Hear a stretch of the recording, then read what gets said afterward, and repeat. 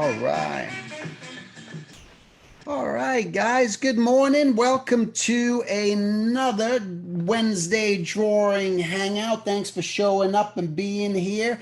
Today we're going to slow it down just a little bit on the drawings. I found some just cool old-fashioned photos on Pinterest. Pinterest is awesome. I don't know what I did, but I did something on Pinterest to where I keep getting notifications every day of just new pins. And I always just go through them. I go, this is exciting, because there's so much stuff. I remember when I was just younger, just learning, just to find reference. I had to go to the library. I had to go to the bookstore and buying books just to find photographs to draw from. And now there's such an abundance of photographs to draw from. So there's never any excuses. Before we get started here, so as you guys know, for any of you guys joining for the first time, this is our Wednesday drawing hangout where I'm going to be providing reference. We're just all going to draw together. And this is more of just, conversation too, for you to, when the time comes, just to unmute yourself and just ask any questions about anything you may have regarding the art field, whatever it is, or life, whatever it is you're in search of, answers for that I can maybe try to help you with. But today, just before we started here, I just want to just talk about the importance of negotiation, because it's so important. Just recently, I'm not going to share the person right now because I don't know if they're comfortable with it or not, but they just, one of our students just recently got hired by Nickelodeon. And they just, and oftentimes what happens is you're going to get people who are going to ask you straight. This is what they do every time. Anytime you're working for a studio, they're going to say to you, so what is your rate? They're going to come to you. They kind of want to play it by ear. They're not just going to go right away, hey, we pay this much. This is what it's going to be. They're going to say, what do you want? What is your hourly rate? So in animation, we work on hourly rates, even though they pay you weekly. And, it builds up. And so they're going to throw that out at you. And so it's going to be important for you to have that number. But most importantly, make sure that you don't go too low. And sometimes it can be a little scary, especially when you're on the phone and they throw it out at you. You're just like a deer in the headlights. Oh my God, and you throw out some number and you weren't really prepared. But so I think it's very important to know how much the industry is paying, standards. So on the Animation Guild website, which is the local, and every country is going to be different, of course. But on the, what is it? It's the animationguild.org, O-R-G, or otherwise we're known as the local 839. So we're an animation union that represents all the major studios, Disney, Nickelodeon, Warner Brothers, DreamWorks, all the big boys. And on the right-hand side, you're going to see like three little bars. Actually, if you guys, I'm just going to help you out here real quick. Let me just pull this up for you because I think this is so important. I just want to show it to you, make sure that you guys are all clear and know what to charge because it's such a big thing. Let me see, animation, share screen. Okay, so as you can see here, we got, let me just turn that off. Okay, so on this site here, just right here is these three little bars. And if you just click on there, you're going to go to, let me see here, the guild. So you see what I did there? I clicked on this and I went to where did it go? The contracts and wages. Through here. And then what you have here is the current minimum wages that we just renegotiated, the union did.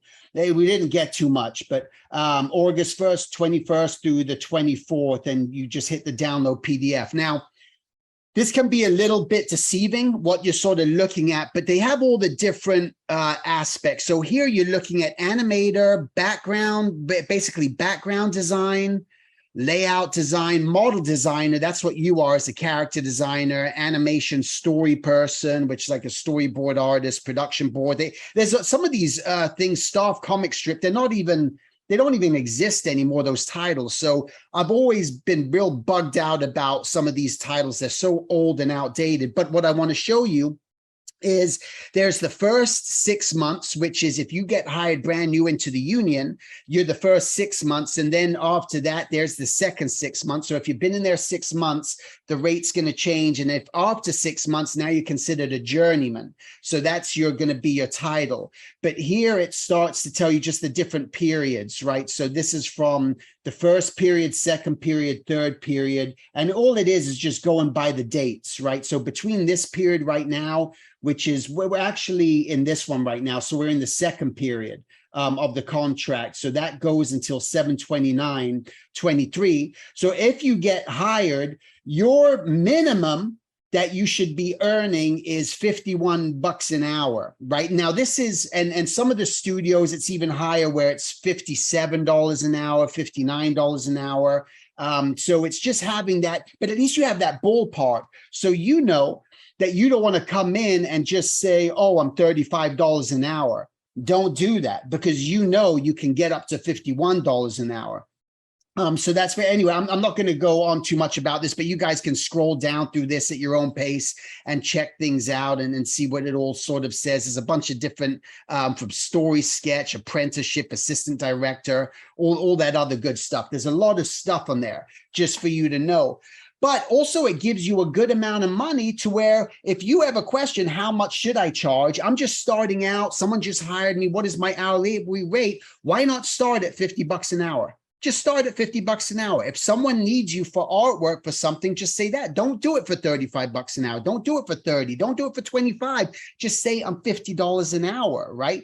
You're going to be working with some clients where it's going to be $100 an hour, just certain things. And it depends on your skill level and how far you're at. But I think just knowing that is always going to be a good place to start and negotiate. Because they're going to come and they'll say, well, you're not a union and you live outside of the country. You either live in Europe or you live in Canada, you live somewhere else. You're not a union member. So we're not going to give you the $57 an hour, because when you're a union member, remember, you're getting your health benefits, you're getting a pension, you're getting all these stuff, which is accruing. So if you're not a union member, keep in mind, you're not getting any of those benefits. So really, you should kind of be getting technically a little bit more money anyway.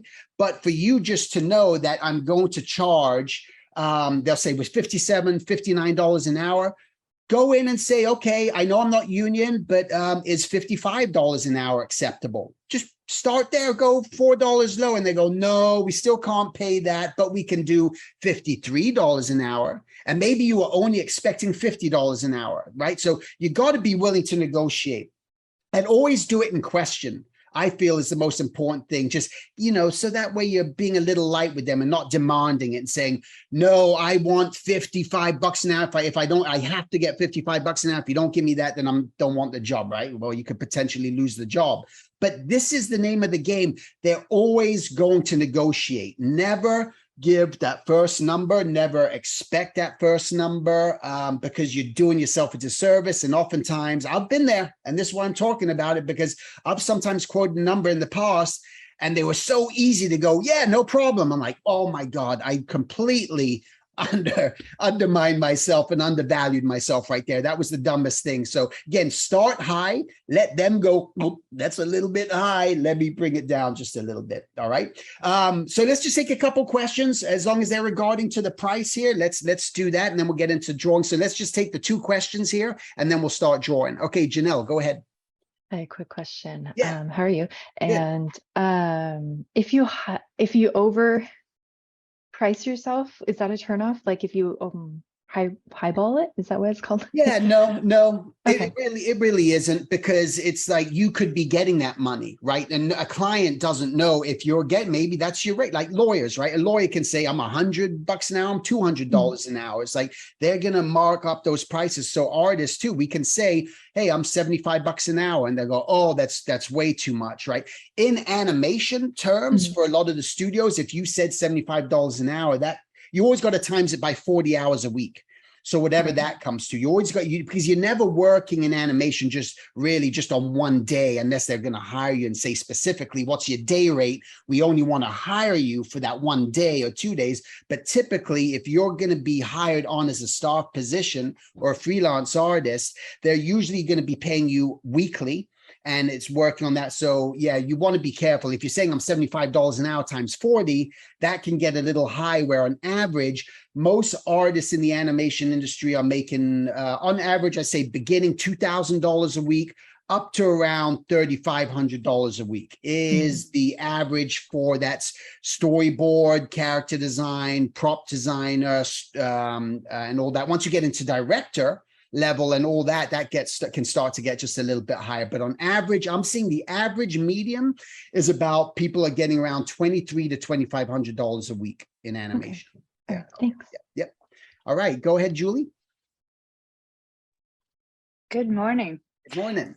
I just have a quick question. Can you recommend either right now or later in one of the chats, resources for the actual negotiation part? Once you get all these numbers nailed down, I get it all lined up in theory, and then you get in there and you're like, and they say one thing that throws that curveball, and you're like, wait, I got to go think about this. So any resources would be appreciated, just to help with the practice part of that, and how to do that skillfully, so that you don't look like, a doofus, but then also you don't come across as like, well, I'm so awesome. So no, that's great. Question. I'll actually, I'll put together a video. I think that'll be great. And maybe we can be awesome session completely on that. We can just do a negotiation session. Just have a discussion about that. Yeah. Thanks, Julie.